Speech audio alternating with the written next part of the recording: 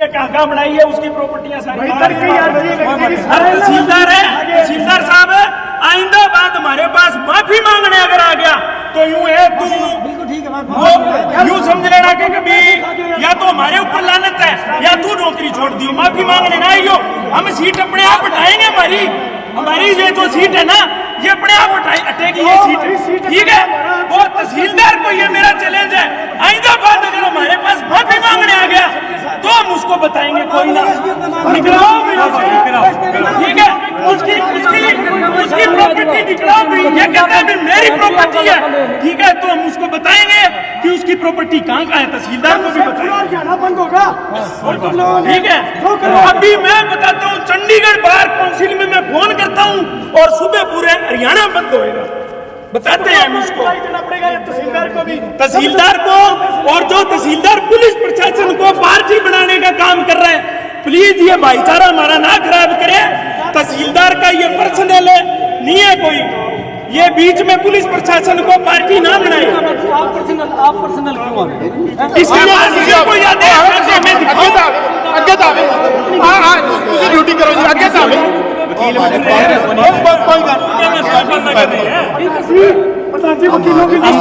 की सारे स्थानिक पर्चा दर्ज कर दो साढ़े खिलाफ नहीं है। देखो जी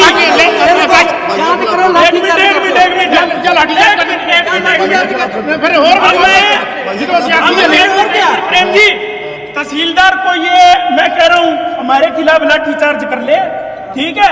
या हमारे खिलाफ अगर हमने सरकारी काम में बाधा उत्पन्न करी है तो हमारे खिलाफ 332, 353 का पर्चा दर्ज हमें मंजूर ना मेरा लिखो कोई बात नहीं, ठीक है। कि हमने कौन सी राजकार्य में बाधा उत्पन्न करी है ये बताए, तुगल की फरमान है, ठीक है। अगर आज यूं है कि कभी तहसीलदार ऐसे ये पुलिस प्रशासन की आड़ के अंदर ये गलत काम ना करे, गलत हो जाएगा। मैं तहसीलदार को फिर से कह रहा हूँ कोई ऑर्डर नहीं है, कोई नोटिस नहीं है। तहसीलदार को मैं एक चैलेंज जोर देता हूँ कि अगर तू पढ़ा लिखा है तहसीलदार है, ठीक है, तू वकील के तू चैम्बर में ना चढ़ियो, मैं तेरे को मान दूंगा तू भी तू तहसीलदार। ये ओपन चैलेंज है तहसीलदार को मेरा, वकील ना करियो तू वकील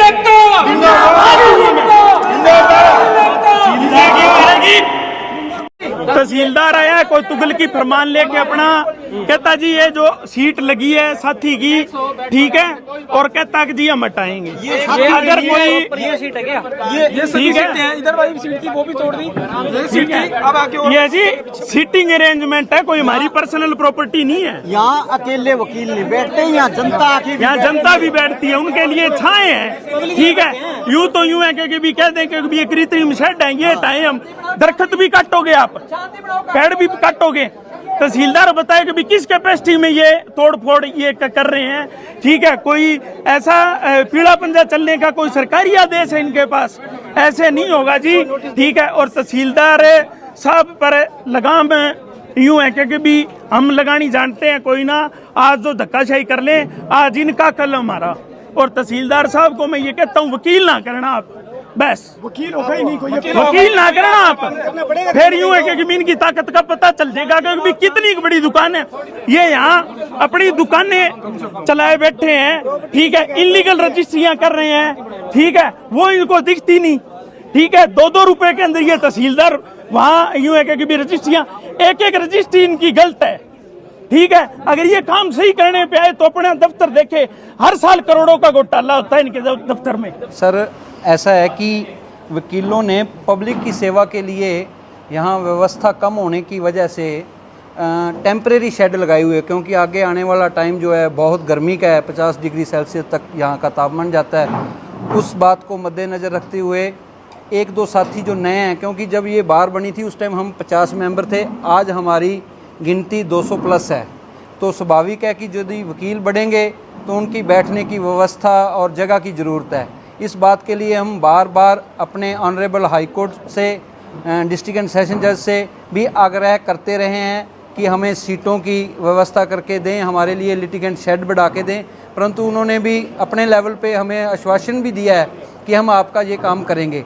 आज की जो बात है, आज की घटना है, ऐसा हुआ कि 1-2 साथियों ने काफ़ी दिन पहले, आज की नहीं बात, काफ़ी दिन पहले टेम्परेरी शेड लगाए थे और उस शेड के बाबत तहसीलदार महोदय द्वारा बार बार ये कहा जा रहा था कि हमारे को डीसी साहब का आदेश है कि इस शेड को आप हटा लें। तो हमने उनको कहा कि आप फिजिकली विज़िट करें, आके देखें, हमारा ये कोई एनक्रोचमेंट नहीं है, पब्लिक के सेवा के लिए हमने अपने जेब से ये टेम्परेरी शेड लगाया। जब आपको कोई आपत्ति होगी, जहाँ इससे कोई रोक लगेगी, तो आप इसको हटा भी लेना। परंतु इस बात को ना दरकिनार करके डीसी साहब ने आज, मैं तो ये समझता हूँ कि उनका तुगलकी फरमान था कि निहत्थे वकीलों के ऊपर भारी पुलिस बल, जिसमें मैं कहता हूँ कि 5-7 बसेज फोर्स की थी और तहसीलदार एलनाबाद की अगुवाई में उन्होंने हमारे कैंपस में भेज दिए, जिसको वकीलों ने हाथ जोड़कर उनसे रिक्वेस्ट करी कि हम अपने सेशन जज से, हमारे एलनाबाद वाले एसडीजेएम महोदय से और डीसी साहब से भी बात करेंगे, आप इसको ऐसा ना करें। उनके पास कोई भी ऐसा डॉक्यूमेंट नहीं था कि जिससे वो एनक्रोचमेंट शब्द बोल लें, या कोई भी ऐसा कि वो हटाने का उनके पास आदेश था। यहाँ तक कि तहसीलदार ने ये भी शब्द बोले कि मैं इसका मालिक हूँ। जो मैं ये माननीय मुख्यमंत्री जी से भी निवेदन करता हूँ कि ये आज हमें पता लगा है कि सरकारी प्रॉपर्टी हम तो पब्लिक की समझते थे, सरकार की समझते थे, वो तहसीलदार महोदय ये बात बोल के गए हैं कि वो प्रॉपर्टी हमारी पर्सनल है। और ये हो सकता है मीडिया कवरेज में भी ये बात रिकॉर्ड हो कि वो उसने कहा कि मैं इस प्रॉपर्टी का मालिक हूँ। उसके पास और बहुत प्रॉपर्टी होगी, सरकार जांच करवा ले, उसके पास हो सकता है उसकी पर्सनल प्रॉपर्टी, शायद उसने गलती से इस प्रॉपर्टी जो पब्लिक की प्रॉपर्टी है उसको भी अपनी प्रॉपर्टी मान लिया। परंतु सभी साथियों के सहयोग से, डिस्ट्रिक्ट बार एसोसिएशन के प्रधान जी और सभी साथियों के सहयोग से एक बार ये समस्या जो है, उन्होंने अपना पीला पंजा, अपना पुलिस बल और वो सारा लेके वापस चले गए हैं। सभी साथियों का वकील एकता जिंदाबाद है, जिंदाबाद रहेगी। Bar association Ellenabad, bar association Sirsa, bar council Punjab and Haryana high court, even मैं कहता हूँ इंडिया, रानिया बार एसोसिएशन रानिया, डबल बार एसोसिएशन, इवन मैं कहता हूँ बार काउंसिल ऑफ इंडिया, सभी वकीलों ने हमें फ़ोन से मैसेज दिए कि हम आपके साथ हैं। ऐसे हम अतिक्रमण नाम लेकर जो आप पे अत्याचार किया जा रहा है, आगे से ऐसा अत्याचार हम नहीं होने देंगे। और सभी साथियों ने सहयोग किया।